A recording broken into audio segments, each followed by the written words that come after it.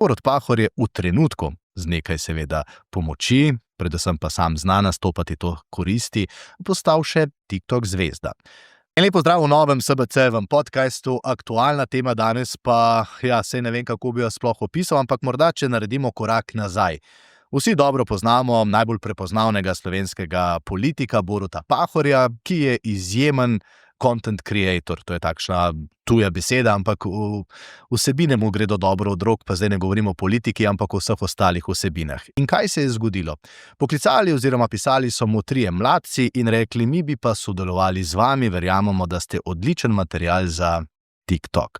Najprej je menda vprašal, zakaj to potrebujem, češ saj imam Instagram, ampak kot vidimo danes, je bila to dobra poslovna odločitev. Borut Pahor je v trenutku z nekaj seveda pomoči, predvsem pa sam zna nastopati, to koristi, postal še TikTok zvezda. Kam ciljam? To, da danes za to, da imate svoj brand, potrebujete nekaj več sebe in pa izjemno dobro razumevanje sveta, v katerem živimo. In tukaj brez digitalnih medijev ne žal, ampak zagotovo ne gre več.